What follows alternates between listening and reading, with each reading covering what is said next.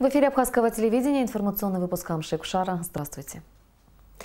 Сегодня в Министерстве иностранных дел Абхазии обсудили повестку очередного раунда переговоров в Женеве. Министр Дауркова принял сопредседателей женевских дискуссий.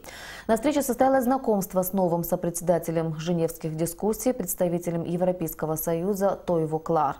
Сария Смыр расскажет подробности встречи.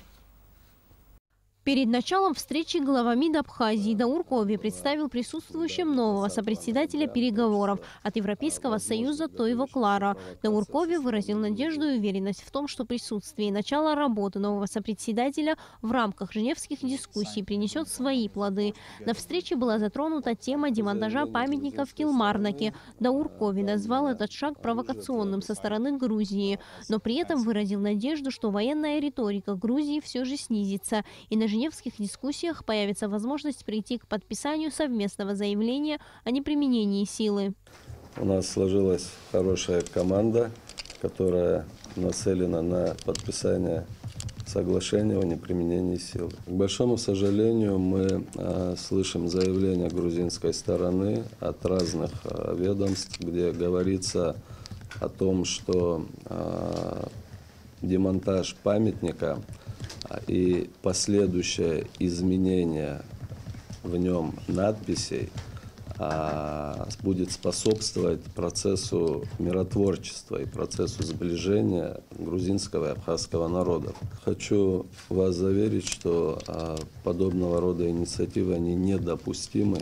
Абхазское общество крайне негативно воспринимает данный инцидент. Мы никогда не позволим, чтобы в один ряд ставили имена защитников Отечества и агрессоров.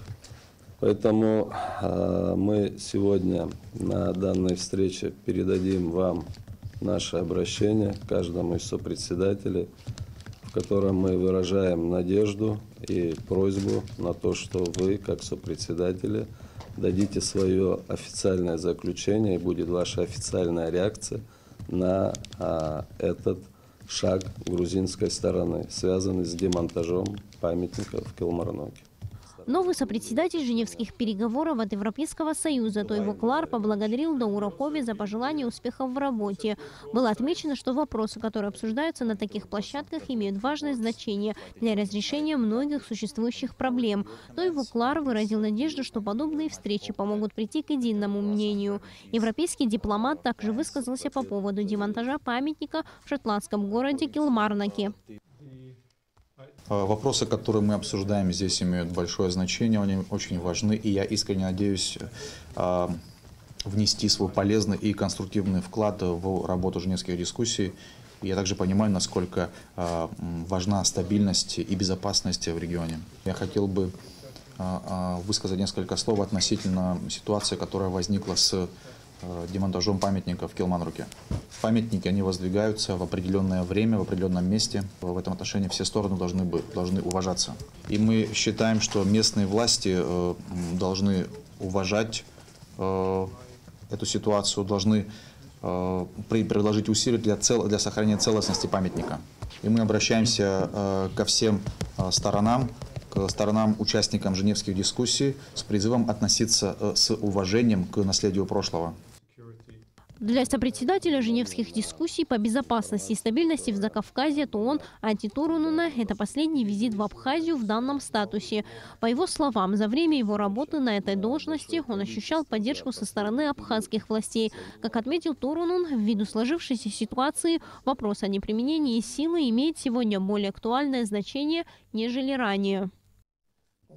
На протяжении долгого времени я ощущал поддержку со стороны абхазских властей, и я очень благодарен за это. И я надеюсь, что данная поддержка, она будет и в дальнейшем оказываться, когда в свою должность вступит мой преемник. И несмотря на то, что ситуация сейчас в принципе спокойная и стабильная, я считаю, что мы должны приложить максимум усилий как в Женеве, так и в МПРИ для того, чтобы предотвратить возможную эскалацию напряжения. Как отметили участники встречи, работа над текстом заявления о неприменении силы уже ведется. Очередной 42-й раунд женевских дискуссий пройдет в начале декабря. Сария Смыр, Беслан Джинджолия, Абхазское телевидение. Сегодня на пресс-конференции в пресс-центре абхазского телевидения министр внутренних дел Гари Аршба обозначил основные направления работы ведомства. В частности, говоря о правовом обеспечении деятельности МВД, министр отметил. Правовую деятельность органов внутренних дел составляет, естественно, это Конституция Республики Абхазия. Это те законные акты, подзаконные нормы, которые существуют на сегодняшний день. Но мы в любом случае хотим поменять положение органов внутренних дел, хотим поменять положение всех управлений, провести в соответствующую норму, потому что время не стоит на месте. То, что было вчера, нельзя применить сегодня. То, что было год назад, нельзя ее применить на сегодняшний день. Это все связано с теми технологическими изменениями, теми прогрессами, которые происходят в стране и за рубежом, поэтому мы должны правовую оценку давать этому всему и ставить во главу угла правовое регулирование, правовую основу всех этих моментов и действий, которые на сегодняшний день происходят. Полностью пресс-конференцию главы МВД Абхазии смотрите в нашем эфире сегодня. Совет Федерации России ратифицировал протокол к российско-абхазскому межправительственному соглашению о предоставлении Абхазии государственного экспортного кредита. Речь идет о протоколе по реструктуризации так называемого железнодорожного долга. В соответствии с соглашением, которое было подписано в 2010 году и с учетом изменений от 2012 года, Абхазии был предоставлен государственный экспортный кредит в сумме 2 миллиарда рублей на восстановление и развитие Абхазской железной дороги. Использование кредита завершилось в 2013 году. К марту 2017 года абхазская сторона выплатила по кредиту более 556 миллионов рублей. Остаток задолженности составил 1 миллиард 700 миллионов рублей.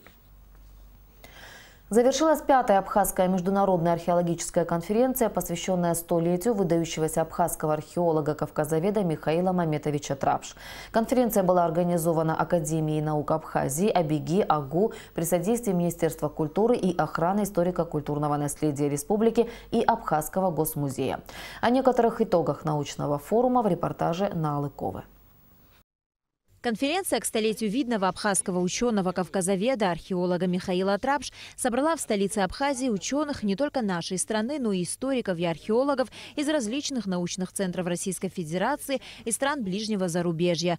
Подводя итоги трехдневной конференции, директор Абхазского института гуманитарных исследований Арда Ашуба говорит о том, что она была весьма успешна и стала замечательной площадкой не только для обсуждения уже достигнутых результатов в научной области, но и для обсуждения дальнейшего сотрудничества с коллегами из других стран. Конференция прошла успешно, потому что принимали известные ученые-археологи, опытные, которые проводят раскопки как в Абхазии, так и в других регионах России за рубежом. Все те, которые приняли участие, благодарны. Это маститые археологи, ученые, очень заинтересованы, что Абхазия богата такими археологическими материалами. В завершении мы приняли резолюцию увековечения памяти Михаила Маметовича Трапш. Мы обязательно издадим его труды, пятитомник. Обязательно мы издадим материалы конференции. Доктор исторических наук, преподаватель Североосетинского института гуманитарных исследований Руслан Зетиаты поделился с нами впечатлениями от конференции. Ученый признается, что в Абхазию приезжает не в первый раз, но всякий раз с большим удовольствием. Я приезжаю сюда не только надышаться воздухом, посмотреть окрестности, но повидаться с своими друзьями, с которыми я учился. К сожалению, некоторых я уже не застал. Не застал Воронова, не застал Вадима Бжания. Еще Артура не застал. Но зато есть у меня здесь еще друзья, такие как Олег Кашба, с которым вместе в аспирантуре были у Евгения Игнатьевича Крупнова. Трапш заложил основы исследования археологических памятников Абхазии. И он сделал очень многое. Но, конечно, не все может сделать. но дело его продолжается, и его последователи продолжают это дело. Коллеги из Южной Осетии высоко оценили уровень проведения конференции и отметили заслуги одного из крупнейших абхазских археологов Михаила Трапш, который внес неоценимый вклад в историю абхазской археологии. Я с удовольствием, еще раз повторяю, приехал на эту конференцию, тем более, которая связана с такой выдающейся личностью, как Трапш, который очень многое сделал для освещения истории Абхазии, для освещения истории абхазского народа. Ну, конечно же, есть сторонники такого течения, которые все это может отрицать, но в основном, что касается творчества, так скажем, да, Трапша, это с самых ранних пор у него вот это творчество было связано именно с историей своего народа, своей родины. Михаил Трапш проделал огромную работу по исследованию античных и средневековых памятников Сухума. Находки ученого выставлены в Абхазском государственном музее. Память о Михаиле Трапш, первом выдающемся абхазском ученом-археологе, человеке добросердечном, скромном, навсегда сохранится в сердце народа Абхазии. Наала Кови, Саида Гухава, Тимур Гугохи, Абхазское телевидение. Всемирно известная певица, солистка музыкального театра имени Станиславского Немировича Данченко, народная артистка Абхазии и России Хибла Гирзмава посвятила свое выступление, которое состоялось сегодня в Доме музыки в Москве, памяти Дмитрия Хворостовского, скончавшегося в среду. 22 ноября на 56-м году жизни после продолжительной болезни. Концерт Хиблы Гирзмава и Национального филармонического оркестра России под управлением Владимира Спивакова прошел в рамках 9-го международного фестиваля «Владимир Спиваков приглашает». Благотворительная общественная организация «Керас» проводит акцию «Тепло сердца», в рамках которой идет сбор теплых вещей для малоимущих семей республики. Волонтеры сами приезжают и забирают вещи, собранные для передачи малоимущим семьям. Основной акцент делается на теплую зимнюю одежду и обувь, но также необходимы обогреватели и теплые одеяла. Согласно распоряжению Управления образования города Сухум, сбор теплых вещей также проходит в школах и детских садах столицы. Организация «Керас» уже смогла обеспечить около 50 семей теплыми вещами. Акция продлится до 26 ноября. И о погоде. По сообщениям синоптиков, завтра в Абхазии ожидается переменная облачность, ночью без существенных осадков, днем на побережье временами дождь со снегом, местами снег. Температура воздуха ночью -2 +2, днем +5-7 градусов.